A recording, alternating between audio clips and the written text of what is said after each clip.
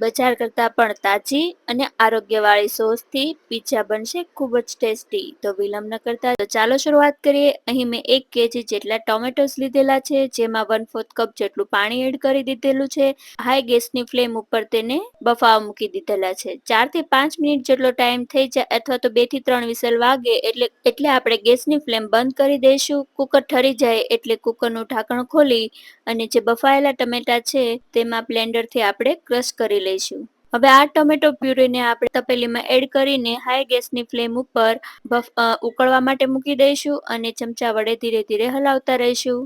Gravy થોડીક ઉકળવા લાગે ત્યારે આપણે ગેસની ફ્લેમ મીડિયમ કરી દઈશું અને આ રીતે જો બબલ્સ થવા લાગે જેનાથી છાંટા ઉડે છે અને તેનાથી દજાઈ જાય છે, એટલા માટે આપણે એક ઢાંકણ લઈ લઈશું અને તેને આપણે અડધું ખુલ્લી રહી તપેલી એ રીતે ઢાંકીશું. પૂરેપૂરી આપણે તપેલીને કવર થઈ જાય એ રીતે ઢાંકવાનું નથી, નહીંતર સોસ ઉકળીને બહાર આવી જશે અને થોડી થોડી વારે આપણે તેને હલાવતા રહીશું. ટોમેટો પ્યુરીમાં હવે બધું જ પાણી બળી જાય અને આ રીતની પ્યુરી રેડી થઈ જાય એટલે આપણે તેનો વઘાર કરી લઈશું.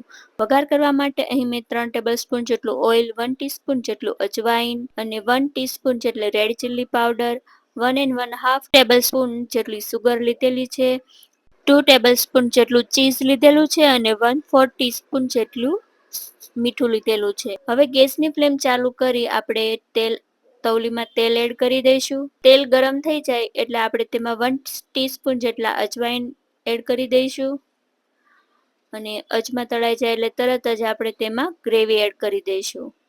અહીં આપણે 1 કેજી જેટલા ટમેટા હતા તેનાથી 2 and 1/2 કપ જેટલી ટોમેટો પ્યુરી બનેલી છે અને આપણે બધી જ ટોમેટો પ્યુરી એડ કરી દઈએ અને ગેસની ફ્લેમ આ દરમિયાન આપણે મીડિયમ કરી દઈશું. પ્યુરી એડ કર્યા બાદ આપણે તેને ચમચા વડે મિક્સ કરી લઈશું અને ગેસની ફ્લેમ આ દરમિયાન આપણે મીડિયમ જ રાખીશું. એકાદ મિનિટ જેટલો ટાઈમ થઈ જાય એટલે આપણે જે મસાલાઓ લીધેલા હતા તે મસાલાઓ એડ કરી દઈશું. જેમાં સૌ પ્રથમ આપણે રેડ ચીલી પાવડર જે 1 ટીસ્પૂન જેટલો લીધેલો હતો તે એડ કરી દઈએ. ત્યારબાદ 1/4 ટીસ્પૂન જેટલી સોલ્ટ લીધેલું હતું તે પણ એડ કરી દઈએ અને સુગર એડ કરી દઈએ. 1 and 1/2 ટેબલસ્પૂન જેટલી સુગર લીધેલી હતી તે પણ એડ કરી દઈએ. ત્યારબાદ તેને ગ્રેવી સાથે ટોમેટો પ્યુરી સાથે મિક્સ કરી લઈએ. એકાદ મિનિટ જેટલો ટાઈમ થઈ જાય ત્યારબાદ આપણે 1 ટીસ્પૂન જેટલો ઓરેગાનો અથવા તો પિઝા મિક્સ હબ છે તે એડ કરી દઈશું. જો તમારે થોડુંક વધારે એડ કરવું હોય તો કરી શકો છો અને ત્યારબાદ 2 ટેબલસ્પૂન જેટલો આપણે ચીઝ લીધેલું હતું તે પણ એડ કરી દઈએ. એડ કર્યા બાદ આ દરમિયાન ગેસની ફ્લેમ મીડિયમ જ રાખીશું અને ચમચાની મદદથી આપણે તેને મિક્સ કરી લઈશું. બરાબર મિક્સ થઈ જાય ત્યાં સુધી આપણે આ પ્રોસેસ કન્ટિન્યુ કરીશું.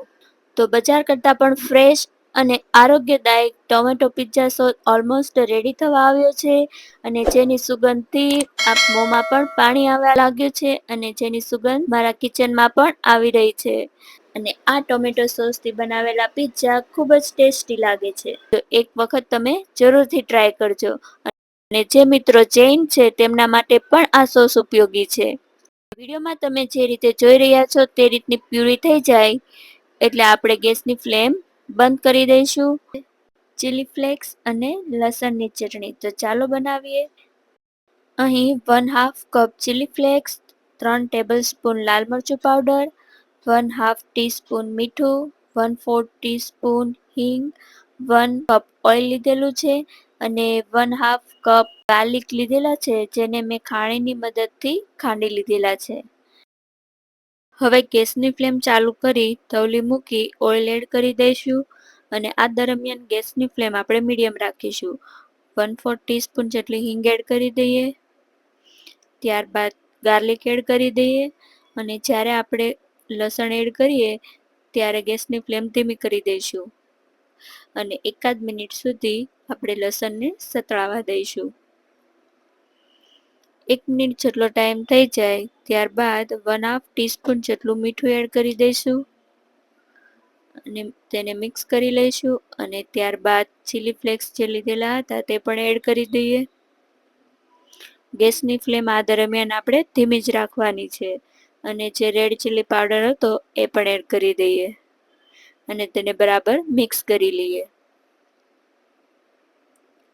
1 થી 2 મિનિટ જેટલો ટાઈમ થઈ જાય અને બરાબર બધું તળાઈ જાય, સતળાઈ જાય એટલે આપણે હવે ગેસની ફ્લેમ બંધ કરી દઈશું. તો આપણી સ્પાઈસી લસણ અને ચીલી ફ્લેક્સની ચટણી તૈયાર થઈ ગઈ છે, જેને પિઝાને વધારે સ્પાઈસી બનાવે છે અને તેના ટેસ્ટમાં પણ વધારો કરે છે. અને જે લોકોને સ્પાઈસી પિઝા પસંદ છે તેમના માટે તો ખૂબ જ ઉપયોગી છે. જો તમે પણ ઘરે પિઝા બનાવો છો તો એક વખત આ ચટણી જરૂર ટ્રાય કરજો. પિઝાનો લોટ બાંધવા માટે સૌપ્રથમ મેં અહીં 1/4 કપ જેટલું દૂધ ગરમ કરી લીધેલું છે, જે હુંફાળું ગરમ કરવાનું છે. તો વિડીયોમાં બતાવ્યા મુજબ આપણે આંગળી વડે ચેક કરી લઈશું. જો વધારે ગરમ થઈ ગયું હશે તો આપણે એને ઠરવા દઈશું. આંગળી દૂધમાં બોળતા વધારે દજાય નહીં તે રીતનું ગરમ હોય એટલે આપણે રેસીપીમાં આગળ વધશું. ડ્રાય યીસ્ટ લીધેલું છે, જેને આપણે 1 ટીસ્પૂન જેટલું આ દૂધમાં આપણે એડ કરી દઈશું અને ત્યારબાદ તેને દૂધની સાથે મિક્સ કરી લઈશું. અહીં આપણે માપની વાત કરીએ તો 1 kg જેટલો લોટ હોય તો તેની સાથે આપણે 1 ટીસ્પૂન જેટલું યીસ્ટ લેવાનું છે અને હવે આપણે તેને 10 મિનિટ સુધી રેસ્ટ કરવા મૂકી દઈશું. અહીં મેં 1 kg જેટલો મેંદાનો લોટ લીધેલો છે, જેમાં 1 ટીસ્પૂન જેટલું સોલ્ટ એડ કરી દઈશ. ત્યારબાદ 1 ટીસ્પૂન જેટલા ચીલી ફ્લેક્સ લીધેલા છે તે પણ એડ કરી દઉં અને 1 ટીસ્પૂન જેટલો ઓરેગાનો અથવા તો મિક્સ હર્બ જે હોય તે તમે એડ કરી શકો છો. જેમાં તમારે થોડુંક વધારે એડ કરવું હોય તો કરી શકો છો. ત્યારબાદ 3 ટેબલસ્પૂન જેટલું આપણે તેલ એડ કરી દઈશું. હવે આપણે 10 મિનિટ સુધી જે યીસ્ટ રેસ્ટ કરવા મૂકેલું હતું તે ચેક કરી લઈએ. અહીં તમે વિડીયોમાં જોઈ રહ્યા છો તે રીતે યીસ્ટ ફૂલીને ઉપર આવી જાય એટલે આપણું યીસ્ટ જે લોટ બાંધવા માટે આપણે યુઝ કરવાનું છે તે પરફેક્ટ છે. જો આ રીતનું ન થાય તો તમારે તેને યુઝ કરવાનું નથી. કારણ કે તેનાથી જો આપણે પિઝાનો લોટ બાંધીશું તો ફર્મેન્ટેશન બરાબર થશે નહીં અને સાથે સાથે આપણે પિઝાનો જે બેઝ છે તે આપણને સોફ્ટ લાગશે નહીં. ખાતા સમયે આપણને ચાવવું પડશે વધારે.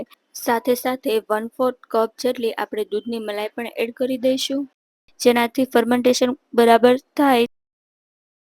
અને હવે આપણે 1 કપ જેટલું પાણી લઈ અને પિઝાનો લોટ બાંધીશું.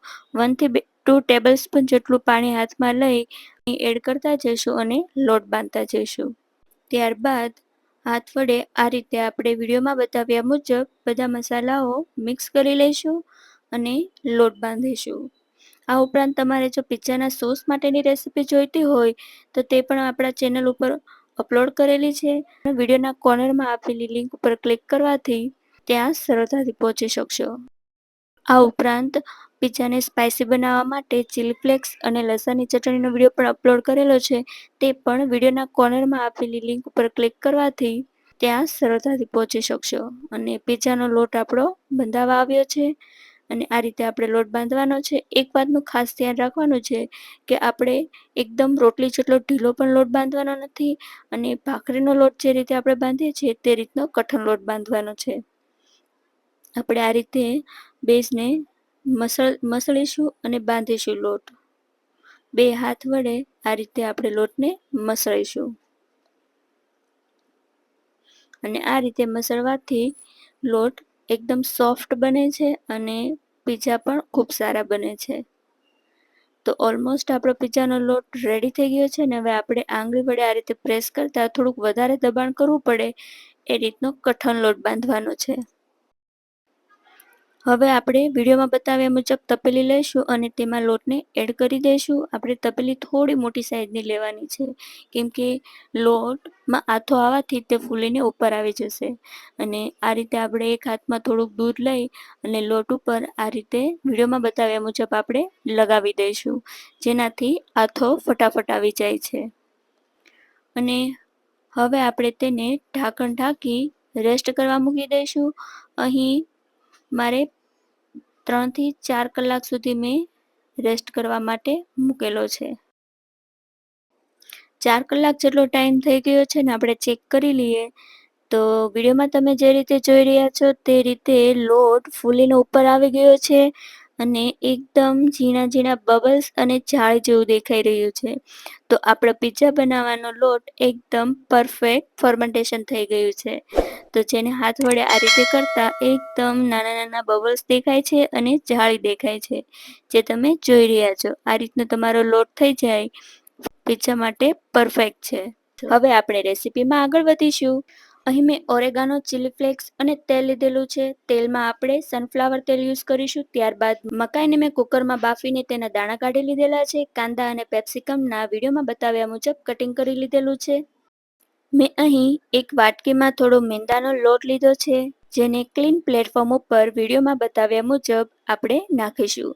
અને ત્યારબાદ ચાના રોટલાનો લોટ હતો તેને તેમાં વિડીયોમાં બતાવ્યા મુજબ મસળીશું, હાથમાં ચીપકે નહીં. ચાના રોટલા બનાવવા માટેના લોટ બાંધવાની રેસીપી પણ મેં આપણી ચેનલ ઉપર અપલોડ કરેલી છે. આ રીતે પ્રોસેસ કર્યા બાદ હવે આપણે પિઝાનો રોટલો બનાવવા માટે થોડોક લોટ લઈશું. અહીં મારે મોટી સાઈઝનો રોટલો બનાવવાનો છે એટલે હું થોડોક વધારે લોટ લઉં છું. તમારે નાની સાઈઝનો બનાવવો હોય તો તમે થોડો ઓછો લઈ શકો છો. હવે આપણે વેલણ લઈ પિઝાના રોટલાને વણીશું. તે પહેલા આપણે થોડો મેંદાનો લોટ આ રીતે સ્પ્રિંકલ કરી લોટ મૂકી દઈશું અને પ્લેટફોર્મ ઉપર પણ થોડોક મેંદાનો લોટ સ્પ્રિંકલ કરી દઈશું, જેથી રોટલો વણવામાં ઈઝી રહે. અહીં એક વાતનું ખાસ ધ્યાન રાખવાનું છે કે આપણે જ્યારે રોટલો વણીએ ત્યારે રોટલાની જે કોરની સાઈડ છે તેના ઉપર હળવા હાથે વજન દેતા જઈશું અને રોટલો વણતા જઈશું, જેનાથી કોરની સાઈડનો ભાગ જાડો ના રહે અને વચ્ચે એકદમ પતલો પણ ન થઈ જાય. એ રીતે આપણે રોટલો વણવાનો છે. આ રીતે કોરની સાઈડ ઉપર હળવા હાથે વજન દેતા જઈશું અને રોટલો વણતા જઈશું. જેને રોટલી જેટલો પતલો નથી વણવાનો અને ભાખરી જેટલો જાડો પણ નથી વણવાનો. એ રીતનો આપણે અહીંયા રોટલો બનાવીશું. જો તમને મોટો વણતા ન ફાવે તો તમે નાનો પણ બનાવી શકો છો.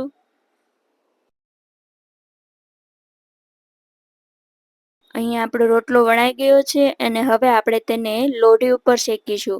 અહીં આપણે પિઝાને લોઢી પર જ બનાવીશું, જે બધાના ઘરે ઉપલબ્ધ હોય છે. રોટલો લોઢીમાં નાખતી વખતે ખાસ ધ્યાન રાખવાનું છે. સૌથી પહેલા આપણે ગેસની ફ્લેમ ચાલુ કરી લોઢી ગરમ કરવા મૂકી દઈએ અને તેના ઉપર 1 થી 2 ટેબલ સ્પૂન જેટલું ઓઇલ એડ કરી દઈએ અને આ રીતે રોટલો આપણે નાખીશું. તો જો પતલો રોટલો થઈ ગયો હોય તો આ રીતનું થઈ જાય છે. રોટલાનો જ્યારે લોઢીમાં શેકાવા માટે આપણે મૂકીએ ત્યારે તેનો શેપ વિખાઈ જાય છે અને આ રીતનો થઈ જાય છે. તમે આ શેપમાં પણ પિઝ્ઝો બનાવી શકો છો, પરંતુ જો તમારે એકદમ રાઉન્ડ શેપનો જ રોટલો રાખવો હોય તો પતલો રોટલો એકદમ વણવાનો નથી અને લોઢીમાં નાખતી વખતે પણ ધીમેથી આપણે લોઢીમાં રોટલો મૂકીશું. અહીં વિડીયોમાં બતાવ્યા મુજબ હાથમાં લેવાનો છે અને પછી આ રીતે મૂકવાનો છે. અહીં મેં બીજો રોટલો વણીને લોઢીમાં મૂકેલો છે, જે તમે જોઈ રહ્યા છો, જેથી તમને ખ્યાલ આવી શકે. અને ત્યારબાદ થોડું ગરમ થઈ જાય એટલે આપણે તેને આ રીતે ફેરવીશું, જેથી એક જગ્યાએ લોઢીમાં ચીપકી ન જાય. અને આ દરમિયાન આપણે ગેસની ફ્લેમ મીડિયમ રાખીશું. થોડો બ્રાઉન જેવો રોટલો થઈ જાય અને 1 થી 2 મિનિટ જેટલો ટાઈમ થાય મીડિયમ ગેસની ફ્લેમ ઉપર એટલે આપણે રોટલાને પલટાવી લઈશું અને રોટલા ઉપર આપણે 2 થી 3 ટીસ્પૂન જેટલું આપણે ઓઇલ આ રીતે લગાવી દઈશું. અને આ રીતે આપણે બીજી સાઈડ પણ રોટલો પલટાવી લઈએ. પેલી સાઈડ આપણે એકદમ પકવવાનો નથી, આ રીતનો લાઇટ બ્રાઉન થાય ત્યાં સુધી આપણે એને શેકાવા દેવાનું છે. અને હવે આ બીજી સાઈડ ઉપર આપણે તેને થોડોક વધારે શેકાવા દઈશું અને આપણે રોટલા ઉપર 1 થી 2 ટીસ્પૂન જેટલું ઓઇલ સ્પ્રેડ કરી દઈએ અને આ દરમિયાન આપણે ગેસની ફ્લેમ મીડિયમ રાખીશું. 2 મિનિટ જેટલો ટાઈમ થઈ જાય અને આપણે જોઈ લઈશું કે રોટલો કેટલોક બ્રાઉન થયો છે. પિઝાના રોટલાને શેકાવાની સાથે સાથે રોટલાની સુગંધ પણ આખા કિચનમાં ખૂબ જ સરસ આવી રહી છે. એકદમ ફ્રેશ અને આરોગ્યદાયક પિઝા લાગી રહ્યા છે. તો એક વખત તમે જરૂરથી ટ્રાય કરજો. હવે આપણે તેને પલટાવી લઈશું અને આ રીતનો બ્રાઉન કલર અને થોડુંક વધારે શેકાઈ જાય ત્યાં સુધી આપણે તેને પકવવાનો છે. પલટાવ્યા બાદ આપણે હવે ગેસની ફ્લેમ ધીમી કરી દઈશું અને ત્યારબાદ જે પિઝા સોસ આપણે બનાવેલો હતો તે રોટલા ઉપર વિડીયોમાં બતાવ્યા મુજબ તમારે તેને રોટલા ઉપર લગાવવાનો છે. અને હવે આપણે તેમાં બાફેલી મકાઈના દાણા હોય તેને એડ કરી દઈશું. ત્યારબાદ કેપ્સિકમ અને ઓનિયન પણ એડ કરી દઈએ. વિડીયોમાં બતાવ્યા મુજબ તમારે તેને એડ કરવાના છે. અને ત્યારબાદ આપણે ચીઝ એડ કરી દઈએ અને ઓરેગાનો પણ સ્પ્રિંકલ કરી દઈએ. ત્યારબાદ ચીલી ફ્લેક્સ પણ સ્પ્રિંકલ કરી દઈએ. અને હવે આપણે 1 થી 2 ટેબલસ્પૂન જેટલું ઓઇલ પણ એડ કરી દઈશું. વિડીયોમાં બતાવ્યા મુજબ તમારે ઓઇલ તેમાં એડ કરવાનું છે. ઓઇલ એડ કર્યા બાદ આ રીતે પિઝાને ઢકાઈ જાય તે રીતનું પાત્ર લઈ આપણે તેને ઢાંકી દઈશું. 2 મિનિટ જેટલો ટાઈમ થઈ ગયો છે અને આપણે ચેક કરી લઈએ કે આપણો પિઝ્ઝો તૈયાર થઈ ગયો છે કે નહીં. તો આપણે ડીશ લઈ લઈએ અને ચેક કરી લઈએ. અહીં હું તાવેથાની મદદથી વિડીયોમાં તમે જે રીતે જોઈ રહ્યા છો તે રીતે પિઝાને સહેજ ઊંચો કરીશ અને પિઝાને ઊંચો કરતાં એકદમ સ્ટ્રેટ રહે છે. બેઉ સાઈડથી એકદમ ઢળી ન જતો, એટલે આપણો પિઝ્ઝો તૈયાર થઈ ગયો છે. તો યમ્મી, ટેસ્ટી અને માઉથ વોટરિંગ આજની રેસીપી આપણી બનીને તૈયાર થઈ ગઈ છે. એક વખત જરૂરથી ટ્રાય કરજો. બહુ જ સ્વાદિષ્ટ લાગે છે અને ફ્રેશ પિઝ્ઝો લાગે છે. બાળકો અને મોટાઓને પણ પસંદ આવે તેવા પિઝ્ઝા છે. જો તમને કંઈ પ્રશ્ન હોય તો કમેન્ટ્સ દ્વારા અમને જરૂર જણાવજો. અમે આન્સર જરૂર આપીશું. જો તમને અમારી આ રેસીપી ગમી હોય તો તેને લાઈક અને શેર કરવાનું ભૂલશો નહીં. આવી જ નવી રેસીપી જોવા માટે અને રાંધવા માટે રિદ્ધિસ કુકિંગ કિચનને સબસ્ક્રાઇબ કરો. ફરી મળીશું એક સ્વાદિષ્ટ રેસીપીની સફરમાં. ત્યાં સુધી જોતા રહો રિદ્ધિસ કુકિંગ કિચનની રેસીપી. ધન્યવાદ.